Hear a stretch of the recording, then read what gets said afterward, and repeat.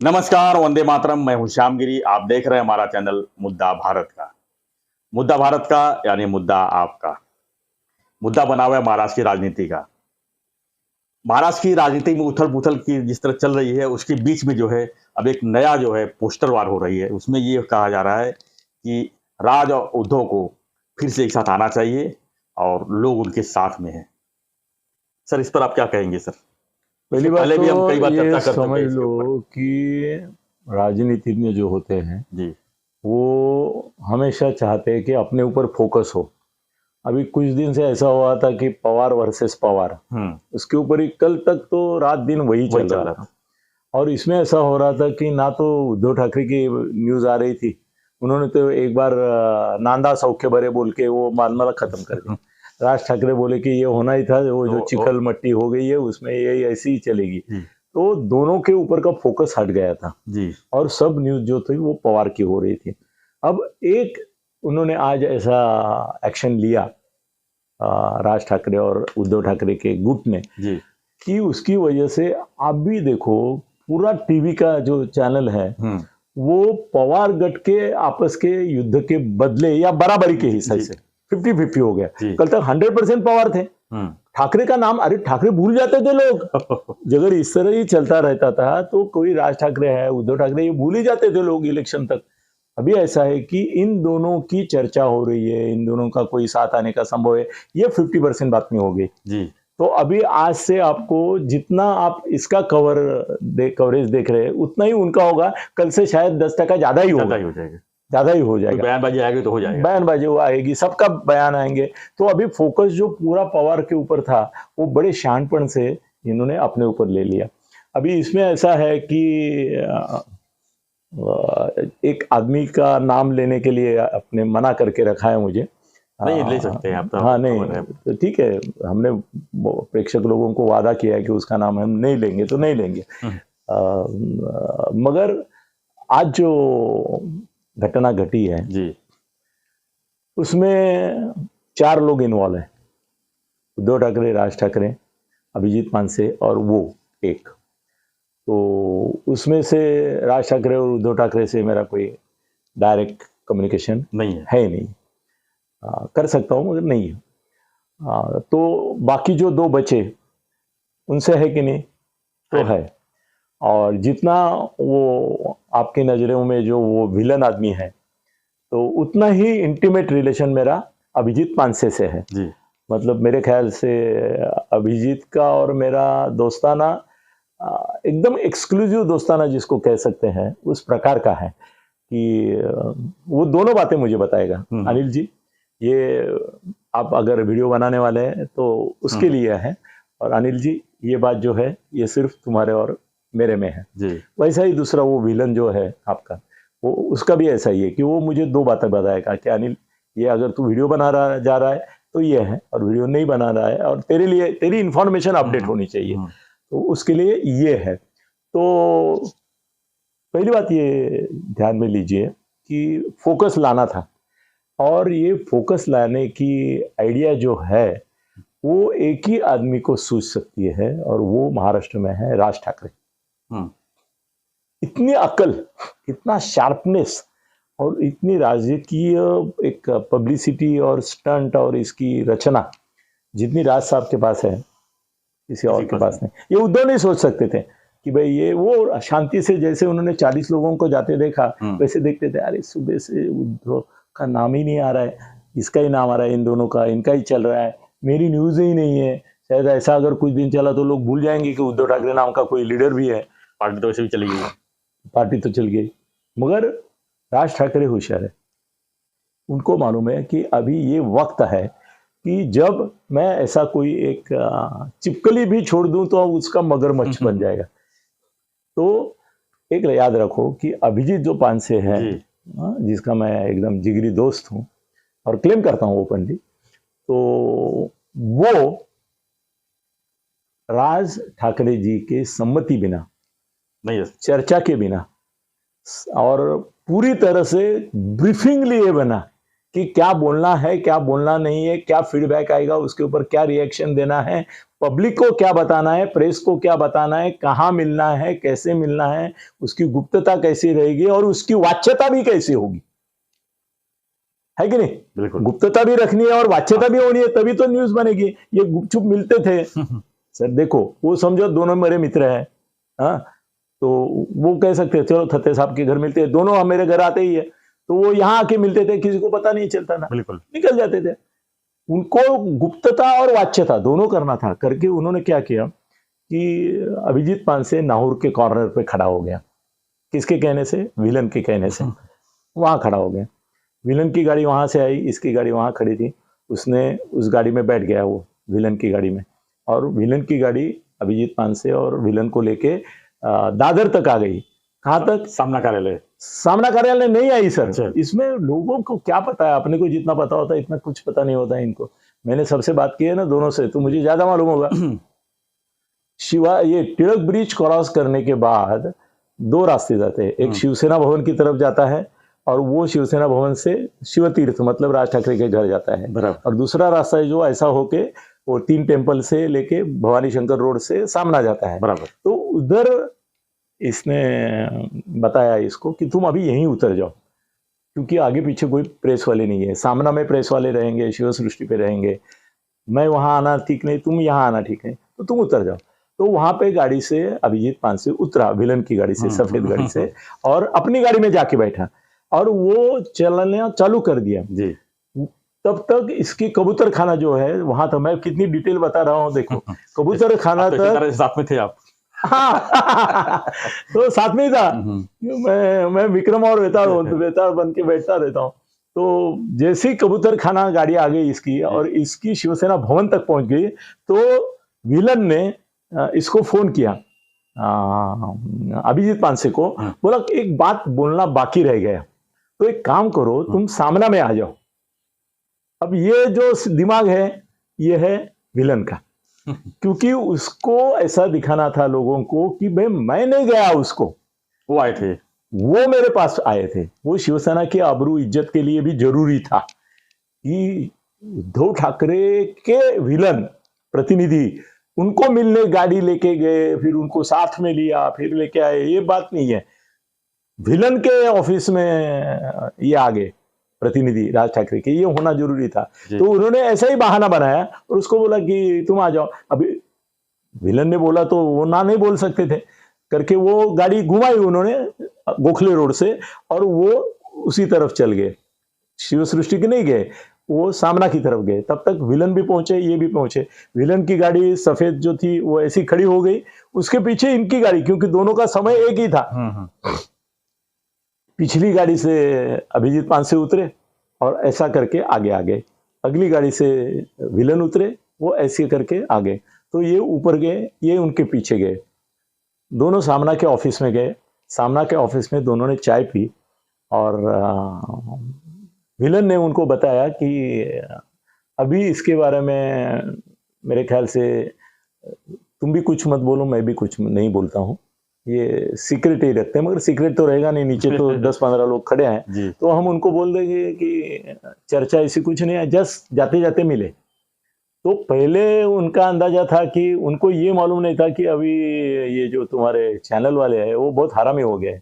वो घर से नेता निकलते तब से उनके पीछे रहते, तो उनको, हमारे विलन को पता नहीं था कि उसके पीछे भी गाड़ियां लगी हुई है। गाड़ियां लगी हुई थी मीडिया की, उन्होंने विलन के गाड़ी में इसका जाके बैठना रिकॉर्ड किया था और वो दिखा रहे थे, मतलब दिखा सकते थे, मतलब स्टार्टिंग पॉइंट में। तो ऐसा हो गया कि विलन ने बता दिया कि कुछ बात नहीं हुए ऐसे, वो ऊपर किसी पर्सनल काम के लिए एक बिल्डर के पास आए थे, तो जाते जाते मिले, हाँ कैसा है क्या है इतना बोले, तो उनको बोला मैं अभी आए हो इधर तो चाय पी के जाओ, तो चाय पी के चले गए। और इसने भी, हमारे अभिजीत ने भी बोला कि पॉलिटिकल चर्चा तो होने का संभावना ही नहीं था, मैं इधर योगायोग से आया था बिल्डिंग में किसी को मिलने के लिए, तो मिल गया, तो बोले चाय पियो, चाय के पिया, कोई पॉलिटिकल बोलना नहीं है, कोई मेरे पास मैसेज भी नहीं है और न कुछ अधिकार है, मैं तो छोटा आदमी हूँ करके उसने बोल दिया। अब इन दोनों को पता नहीं था कि टीवी वालों ने इनको कैद किया है एक गाड़ी में बैठते हुए, इसलिए पहिली न्यूज जो फ्लॅश हो गई उसमें योगायोगाने आम्ही भेटलो ऐसा स्टेटमेंट संजयचा भी आया की आम्ही काही नाही 2 मिनिटं भेटलो आणि हे झालं. यांनी पण सांगितलं आम्ही काय पॉलिटिकल बोललो नाही. भेटलो किती 2 मिनिटं. मी गेलो होतो तिथे माझ्या पर्सनल कामा करता ते दिसले म्हणून बोललो. पण गाड़ी मगर में क्या है? उनको एक्सपोज किया किसने? मीडिया ने. मीडिया ने जैसे इन्होंने बोला कि हम योगायोग से मिले, वहां मिले, 2 मिनट के मिले और कुछ बातें होने का सवाल ही नहीं, क्या आते जाते लोग ऐसी बात करते हैं क्या, इतनी बड़ी बात वगैरह वगैरह. मीडिया ने ठक करके उनके दोनों के मोटर के एक्सपोज कर दिए. अभी इनकी पंचायत हो गई दोनों की कि तब तक तो विलन जो था अपना वो तो मातोश्री पहुंच गया था. तो इसलिए क्या लगता है सर, क्या बात हुई रही होगी दोनों में? सर अभी मेरे को टाइम तो आप क्योंकि उन्होंने क्या ऑफ द रिकॉर्ड रखना है, क्या ऑन द रिकॉर्ड रखना है, उसके बारे में मुझे जो इंस्ट्रक्शन दिए वो अगर मैं फॉलो करूंगा नहीं तो कल दोनों मेरा फोन नहीं लेंगे. सब अगर मैं ही बता दूं तो उनको बताने के लिए क्या रहेगा. तो एक्सपोज हो गया. तो फिर अभिजीत पानसे को पत्रकारों ने पूछा कि आप तो उनकी गाड़ी से आए. बोले नहीं देखो मैं मेरी गाड़ी से आए. बोले यहाँ तक नहीं, आप ट्रक बीच तक उनकी गाड़ी में थे. तो उनकी पंचायत हो गए. बोले हाँ मुझे वही लाइन से आना था तो हम बैठे. तो फिर वो धीरे धीरे खुद को ही एक्सपोज करते गए. अभी वो एक्सपोज नहीं हुआ क्योंकि वो मातोश्री के अंदर गया तो वो सील हो गया. मगर बाहर आने के बाद पत्रकार उनको पूछेंगे आप तो बोल रहे थे योगायोग से जाते आते मिले और आप तो गाड़ी में लेके आए उनको, इसका क्या राज है. अभी चलो ये मुद्दा हो गया. अभी आगे का राज थोड़ा सा जो है वो बताते हैं कि पहली बात यह है कि हम राज ठाकरे जी के ऊपर कोई आरोप नहीं लगाएंगे या कोई ऐसा उनका हेतु सूचित नहीं करेंगे जी. मगर एक बात यह है कि अगर मेरे पास जो मेरा पीए है या ड्राइवर है उसको मैं अगर बताता नहीं हूं कि बाजार में जाके ये लेके आना है तो बाजार जाके गाड़ी लेके आएगा क्या? लेके आएगा? नहीं लगेगा. जब तक मैं नहीं बोलता हूं सर कि फलाने जगह जाके फलाना चीज करके लेके आ, तब तक नहीं जाएगा. तो जब तक राज ठाकरे साहब अभिजीत को ये नहीं बोलेंगे कि तुम विलन से जाके मिलो, तब तक उसमें इतना दम है. भाई बाळा नांदगावकर और ये तुम्हारे संदीप देशपांडे, सरदेसाई, इतने बड़े नेता हैं, उनकी हिम्मत नहीं है कि मातोश्री की तरफ देखे राज ठाकरे की परमिशन के बिना. और ये गाड़ी में बैठ के आया. फर्क ध्यान में लो ना. जी जी. और अभिजीत और ये दोनों दोस्त है कि नहीं तो है.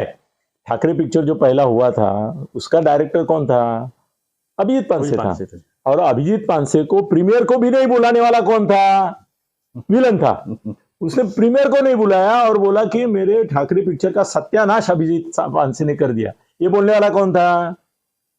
विलन था. विलन ने बोल दिया कि मेरा पिक्चर तो अच्छा बनने वाला था, मैंने परिश्रम किए थे, ये डायरेक्टर ने अपना उसकी भाषा में चुतियापना किया और मेरा सत्यानाश कर दिया. तो उनका झगड़ा चालू था. उसके बाद वो बोल रहे थे क्या एक दूसरे से? मुझे मालूम है ना, नहीं बोल रहे थे. और अभिजीत मेरे घर आया था तो उसने विलन के बारे में इतना कुछ बताया. वो बोला इतना हस्तक्षेप करता था, मेरे को डायरेक्ट ही करने नहीं देता था. मैं इसको बोलता तू हाथ ऐसा रख तो ये आके बोलता था नहीं ऐसा रख. मतलब यहाँ तक मेरे को करने नहीं दिया और मेरे को ब्लेम कर रहा है अभी. मतलब इतनी तनातनी हुई थी. उससे भी बात हुई. वो बोला मेरा पैसा भी इसने डुबा दिया. नसीब तो नसीब शाखा वालों ने वो चलाया पिक्चर करके, कम से कम उसका पैसा निकल गया, नहीं तो मैं भी बुरी तरह फंसा था उसमें. तो उनमें बातचीत भी नहीं हो रही थी. तो आज अचानक से ऐसा क्या हो गया कि जो आपस में दुश्मनी बन गए थे वो पिक्चर के बाद, और ठाकरे 2 जो निकला उसका डायरेक्शन दूसरे ने किया, इसने नहीं किया. क्यों नहीं किया? झगड़ा. तो अचानक से क्या हो गया कि झगड़ा मिट गया. भाई ऊपर से अब आदेश आता है कोई कि झगड़ा बिगड़ा तुम्हारा पर्सनल चीज है, बाजू में रखो, ये काम करो पहले, ये काम पार्टी का है, जाके अंदाजा लो. सर मैं ये शब्द जो यूज कर रहा हूँ ना बड़ी सावधानी से करें. जरा अंदाजा तो ले क्या चल रहा है दिमाग में, क्या उनके दिमाग में है, कैसे रिएक्ट करते हैं. क्योंकि कैसा है ना कि वो एक बोलते हैं कि वीणा का एक तार अगर आप छेड़ते हैं तो दूसरी तार ऑटोमेटिकली बजती है. वैसी विलन की तार अगर बजती है तो उधर उद्धव की तार बजती है, उद्धव की तार बजती है तो विलन की तार बजती है. उद्धव के दूत है वो. हाँ, मतलब दोनों का मन एक है. तो ये विलन जो है वो जो बोलेगा उसे अंदाजा आएगा. तो जाके बैठ गए दोनों। अभी ये भीड़ में 40 मिनट से 45 मिनट लगते हैं तिलक ब्रिज तक आने तक, तो 45 मिनट इनकी बात हो गई। अब उन्होंने पत्रकारों को ये बताया है, पत्रकारों और अनिल सत्य में क्या फर्क होता है सर? सब चैनल वाले जिनके लाखों करोड़ों दर्शक हैं जी, उनको इन दोनों ने क्या बताया? पॉलिटिकल बात कुछ हुई नहीं। बराबर है? बराबर।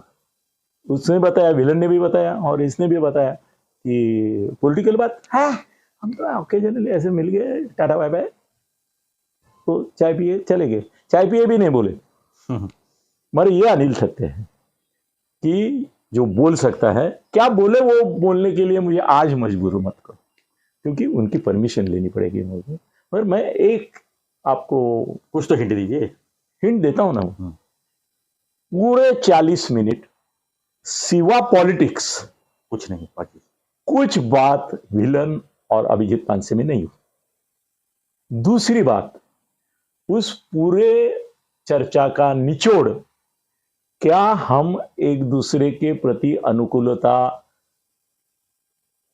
निर्माण कर सकते हैं, जरा शब्द मुझे ये करते हैं, या थोड़ी बहुत है उसको बढ़ा सकते हैं, या तो अगर नहीं है तो निर्माण करने के लिए क्या कर सकते हैं। और अगर ऐसी तरह की बात होती है तो कांग्रेस और पवार की राष्ट्रवादी, अभी उसका भी गुट हो गया ना, तो पवार की राष्ट्रवादी, उनका रवैया क्या रहेगा? क्या वो मनसे को साथ में लेने के लिए तैयार होंगे? अगर वो नहीं लेने को तैयार है, शिवसेना और ये तुम्हारा कांग्रेस और राष्ट्रवादी, तो क्या ये दोनों शिवसेना एक साथ आने से, मनसे और शिवसेना से एक आने से एक ऐसी ताकत पैदा हो सकती है कि जो महायुति और महाआघाड़ी दोनों के सर पे बैठ के ये दो ठाकरे जो है वो पूरा महाराष्ट्र जीत जाए, या तो कम से कम इतनी ताकत में आ जाए कि 100-125 करके बैठे और किसी की मदद लेनी है और करना है। फिर उस समय मदद के लिए बहुत सारे भाग के आएंगे। सर, ये एजेंडा लेकर अभी डिटेल में क्या बात हुई वो नहीं बताऊंगा, पर मैंने एजेंडा बताया, इससे और क्या चाहिए आपको? महाराष्ट्र में एक भी चैनल नहीं है जिनके 10-10 लाख, 20-20 लाख, करोड़ मेंबर है, वो ये एजेंडा चर्चा हुई ऐसा नहीं बताया। मैं अकेला आदमी हूं महाराष्ट्र में जिसने आपको बताया और सबको बताया कि उनका एजेंडा क्या था। एजेंडे का डिटेल मैंने नहीं बताया। अभिजीत, मैंने तुमको जो वचन दिया था वो मैंने पाला कि नहीं? तुमको बोलना ही चाहिए हाँ करके, क्योंकि मैंने पाला है। मैंने खाली एजेंडा डिस्क्लोज किया, मतलब अनुक्रमणिका दे दी पुस्तक की। क्या लगता है सर, अभी एक सवाल है सर, इसमें एक याद रखो कि इसमें अभिजीत पानसे का चुनाव जी, ठाकरे जी ने करना, राज ठाकरे ने करना, बड़ी बात है। उनको मालूम है कि इनका ठाकरे पिक्चर की वजह से ये है। मगर सर, आप ये कभी मत बोलो कि उद्धव के मन में अभिजीत पानसे के बारे में जो एक अपनापन है उसकी तुलना नहीं हो सकती। सर, अभिजीत पानसे को युवा सेना का अध्यक्ष बनाया था, या विद्यार्थी सेना का जी, वो क्यों बनाया था मालूम है? आप पुरानी बातें लोगों को याद नहीं है। सर, जी टीवी पे एक मोर्चा निकला था और उस मोर्चे में अभिजीत पानसे लीडर था। और अब जी वालों को भी आते हैं, बाहर गड़बड़ करते हैं, जाते हैं, तो ऐसा हो जाएगा, ऐसा उन्होंने सोचा था करके 2 पुलिस लाके रख दिए थे। और यह अभी अभिजीत पानसे है ना, ये वाइब्रेंट है, बहुत वाइब्रेंट है, और उसका जोश, जल्लोष, आवेश जो है वो असाधारण है। और वो एक क्रिएटिव आर्टिस्ट है, और ऐसा जरूरत पड़ने पर जान पे खेल पे करने वाला आदमी है। तो उसने क्या किया कि अपने पास जो 4-5 उसके खास थे, उसको मालूम था कि बाकी तो सारे भाग जाएंगे, पुलिस ने जैसी लाठी उगारी भाग जाएंगे, तो उसने 4-5 लोगों को साथ में लिया और अभिजीत पानसे खुद जी के ऑफिस में घुस गए, तोड़फोड़, और ऐसी तोड़फोड़ की, तब तक 10-15 मिनट वो तोड़फोड़ करता रहा जी के जैसे। इसमें पहली बार महाराष्ट्र में ऐसा हुआ कि एक स्टूडियो में जाके किसी ने इतना तोड़फोड़ किया।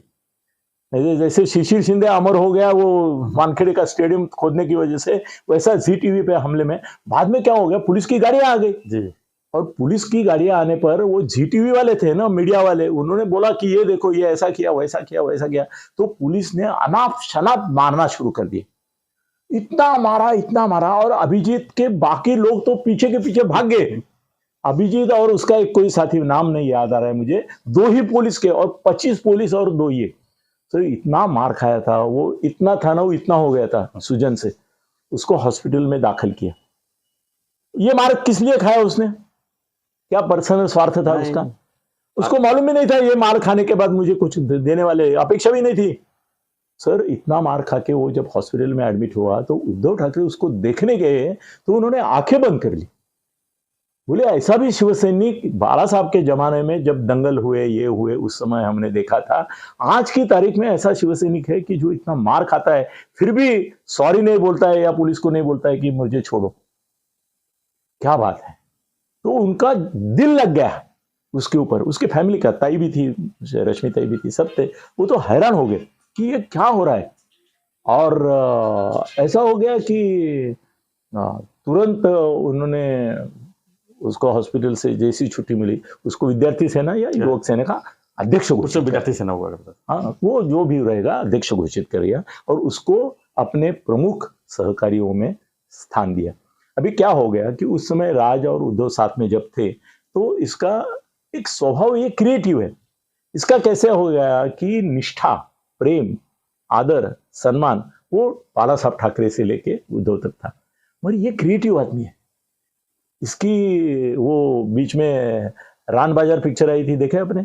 नहीं, मैं पिक्चर नहीं देखता। पिक्चर नहीं देखते सर? वो पिक्चर है ना, वो राम नाम की वजह से थोड़ा गड़बड़ हो गया। नहीं तो वो पिक्चर एक क्रिएटिव, मतलब इंटरनेशनल ऑस्कर जाएगी, इतनी अच्छी पिक्चर थी। इसने ही मेरे ख्याल से एक पिक्चर और बनाई थी जिसमें एक लड़के की ऐसी ट्रेजेडी दिखाई थी, वो नाम मुझे याद नहीं आ रहा है। वो भी एकदम अलग टाइप की, ये अलग टाइप का ही पिक्चर बनाता है जी। और उसके लिए उसके मन में राज ठाकरे के प्रति आकर्षण है, क्यों? ये क्रिएटिव आदमी है। राज ठाकरे को लोग पॉलिटिशियन करके जानते हैं ना, वो गलत ही है। Is a man of creative intelligence. वो इंटेलिजेंट है, उसकी बुद्धि राजकारण में चलती है, वो भी क्रिएटिवली चलती है, इसके लिए वो पीछे है जी। वो अगर प्रैक्टिकल चलता था उद्धव जैसा तो मुख्यमंत्री बनता था। सर ये आप बिलीव नहीं करेंगे, बाला साहब के सामने जब पहली बार उद्धव जी का और राज ठाकरे का थोड़ा संघर्ष मुझे दिखाई दिया और मुझे मालूम पड़ता था, मैं रोज सामना जाता था तो दोनों का मिलना होता था, तो मैंने बाला साहब को प्रपोजल दिया था कि तुम राज ठाकरे का नाम मुख्यमंत्री करके करो और इसको पार्टी का अध्यक्ष बनाओ, ऐसी जोड़ी जमेगी और ऐसा राज आएगा आपका, आप सोचेंगे नहीं। और वो नहीं, बाला साहब ने नहीं किया, ये नहीं किया। अब भी मेरा सुझाव ये है, इनकी आगे बात बढ़ती है नहीं बढ़ती है वो बात अलग है। अभी मुख्यमंत्री बनने के लिए तो इन्होंने भाजपा से नाता तोड़ के उद्धव ने ये किया, ये बात भी बाजू में रखो। आज की तारीख में मैं चैलेंज देता हूं पूरा महाराष्ट्र को, उद्धव जी खाली इतना घोषित करे कि मुख्यमंत्री होंगे राज ठाकरे और पार्टी का अध्यक्ष मैं रहूंगा। सर 145 छोड़ो, 160 से ज्यादा सीटें सिर्फ शिवसेना और मनसे की मिलकर आएगी। राज ठाकरे मुख्यमंत्री का चेहरा करके एक्सेप्ट करो और आप पार्टी के अध्यक्ष बने रहो, इसको उप मुख्यमंत्री बना दो आदित्य को, ये फॉर्मूला सबसे चलेगा। बिल्कुल, मेरा दुर्दैव है, संभव है। मेरा शब्द दुर्दैव और आपने संभव है वो बोला। सर दोनों में क्या है ना जी, ये अभी अपने शरद पवार जैसा हो रहा है। शरद पवार को समझ रहा है कि मेरी बेटी के भले के लिए मैं पार्टी का बुरा कर रहा हूं, है सत्यानाश दिया, कर दिया, फिर भी कर दिया, सत्यानाश कर दिया, जानते हुए कि भाई मैं बेटी के इस चक्कर में ये हो जाऊंगा, बर्बाद हो जाऊंगा, मेरी पार्टी बर्बाद होगी, फिर भी क्या। अभी उद्धव जी जो है वो भी बोलेंगे कि अगर मैं मुख्यमंत्री नहीं हो रहा हूं तो पार्टी का राज नहीं आया तो भी चलेगा। ये सोच उद्धव जी की है। राज की सोच ऐसी नहीं होगी सर। राज को मैं बहुत करीब से जानता हूं, आप राज जी को भी पूछेंगे तो वो बोलेंगे। सर एक मामूली किस्सा सुनाता हूं मगर उसका महत्व रखता है। मैं राज साहब को एक पत्र लिखा था और कुछ 5-6 पेजेस का पत्र था और राज की आगे की रणनीति किस तरह से होनी चाहिए, ये चाहिए वगैरह वगैरह बारे में दिल खोल के लिखा था और बहुत प्यार से लिखा था। मैं तो लेटर लिख के, और बहुत सारे लेटर जब लगता है लिखता हूँ, मैं भूल भी गया था। एक दिन मुझे महाराष्ट्र टाइम्स के लोकसत्ता के थे तब संपादक कुमार केतकर मिले, तो कुमार केतकर मेरे को बोलले, अनिल तू राजवर काय जादू केली, मैं भूल गया था। मैं बोला क्यों, क्या हो गया? मैंने राज ने तुम्हारा जो 6 पन्ने का लेटर था वो मुझे पढ़ के सुनाया पूरा सामने बिठा के। बोले ये लेटर देखो, ये अनिल थत्ते है, ऐसा भी बोले, ये अनिल थत्ते है और ये लेटर देखो। वो बोले ये लेटर मैंने संभाल के रखा है मेरे साथ एक अमूल्य ठेवा करके। तो बोले तू तो माहिर है लिखने में, मगर तुमने जो लिखा है वो अगर सच में राज आगे बढ़ाता है तो सच में उसका राज महाराष्ट्र में आ जाएगा। मतलब यहां तक मेरा भी उससे प्यार है। तो सर अगर ऐसी नौबत आ गई कि उद्धव ने बोला कि नहीं मुख्यमंत्री मैं ही बनूंगा जी, तुम उप मुख्यमंत्री बनो, कहानी खत्म। नहीं, राज मान्य करेगा। राज भी अहंकारी है, इगोइस्टिक है, मगर राज हकीकत से मान जाएंगे। सर मान जाएगा। मैं लिख के देता हूं आपको, अगर ऐसी नौबत आई कि उद्धव बोला नहीं मैं ही मुख्यमंत्री और आदित्य भी उप मुख्यमंत्री और तुम भी, सर फडणवीस जैसा तेज महाचाणक्य आप जिसको बोलते हैं और जो एक नहीं दो दो पार्टियां फोड़ता है और अभी तीसरी कांग्रेस फोड़ने जा रहा है, वो अगर उप मुख्यमंत्री पद, सर राजकीय शहाणपणा, चातुर्य, धूर्तता ही राज ठाकरे यांच्यामध्ये जेवढी आहे तेवढी उद्धवमध्ये नाही। उद्धव खाली एक चीज देख के चलता है, मुख्यमंत्री पद, उसको दूसरा कोई सोचता नहीं। कल अगर ऐसी नौबत आ गई कि उद्धव को बीजेपी वाले बोलते हैं चल तेरे को मुख्यमंत्री बनाते, तो वो कल जाने को तैयार है। तैयार है, मैं अभी बोलता हूं। वो बोलेगा सब छोड़ दो, शिंदे साहब को अध्यक्ष बनाओ, पक्ष प्रमुख बनाओ, मैं मुख्यमंत्री बनता हूं। वो इतना कुर्सी का ये लेचीदा है, वो लेचा पेचा है। मगर अगर नौबत यहां तक आ गई कभी, अभी मैं परसेंटेज वाइज बोलता हूं कि इनके साथ में आने का परसेंटेज अभी 50-50 है सर। 50-50 कम है क्या? वही बोला है 50-50। अगर जनता में आवाज बढ़ गई, चारों ओर से आक्रोश पब्लिक का कि नहीं दोनों ठाकरे साथ में आने चाहिए, बैनरबाजी तो वो सर वो बैनर आधा कार्यकर्ता लगाने से नहीं होता है सर। वो आक्रोश होता है ना पूरे पब्लिक में आता है। जैसे इमरजेंसी के बाद पूरे पब्लिक में आक्रोश आ गया कि हटाओ हटाओ हटाओ। इसके लिए जयप्रकाश नारायण की पार्टी सत्ता में आ गई। ऐसा अगर हो गया कि ये सब लुच्चे है, लफंगे है, अपने स्वार्थ के लिए कैसी भी पार्टी बदली है, इन्होंने गद्दारी की है, इन्होंने गद्दारी की है, इन्होंने गद्दारी की है। राज ने अपनी पार्टी चलाई है अकेले में, और ये पार्टी अपनी कितनी भी छोटी हुई उसको संभाले हुए है।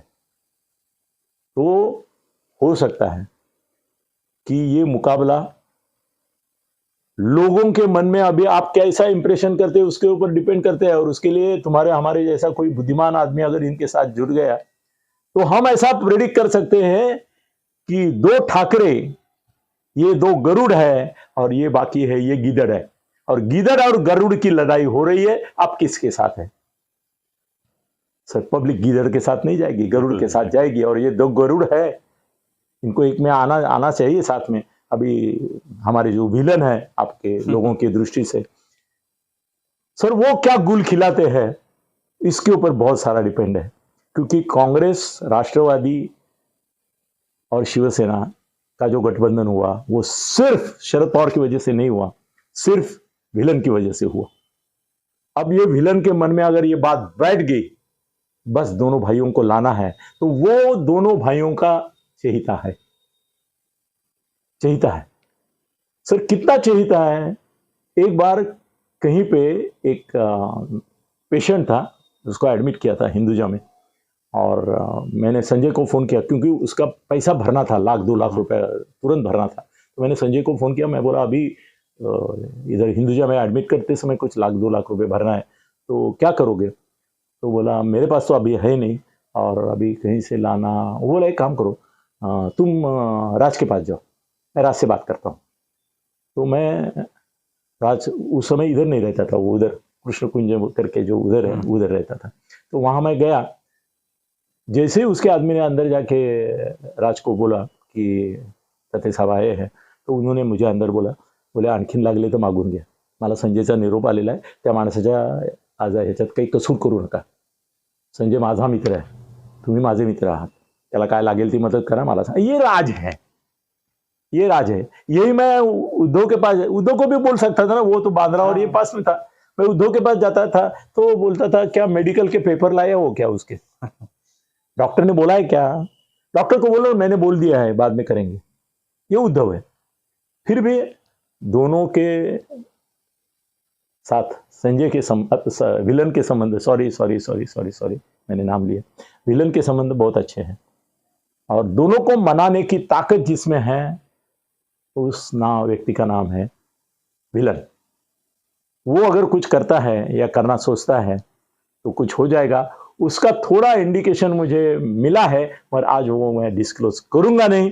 इसके लिए हम अलग से विलन के ऊपर एक वीडियो बनाएंगे, तब बताएंगे कि उसकी इंक्लिनेशन क्या है। धन्यवाद। धन्यवाद सत्य जी। तो हमारा चर्चा यही था कि राज और उद्धव की क्या फिर से एक हो सकते हैं, क्या लोगों की मांग है। इस तरह से बैनरबाजी पोस्टरबाजी हो रही है, उसको देखते हुए आज की जो महाराष्ट्र की राजनीति की स्थिति बनी हुई है उसको देखते हुए लोग यही चाहते सर हैं। एक मिनट, इधर टीवी पे आ रहा है आमदार नाराज, शिंदे यांचे मुख्यमंत्री पद धोक्यात। सर सबके सामने मैं बोलता हूँ, शिंदे साहब का मुख्यमंत्री पद को 1% भी धोखा नहीं है। मैं बोलता हूँ बिल्कुल 1% भी नहीं है, और अजीत दादा और फडणवीस इसके बारे में एकमत है। ये सब टीवी वालों की टीआरपी की चाल है, आप मत करो। धन्यवाद सत्य जी। महाराष्ट्र से देश भर की खबरों के लिए देखते रहिए हमारा चैनल मुद्दा भारत का। धन्यवाद। जय हिंद, जय महाराष्ट्र।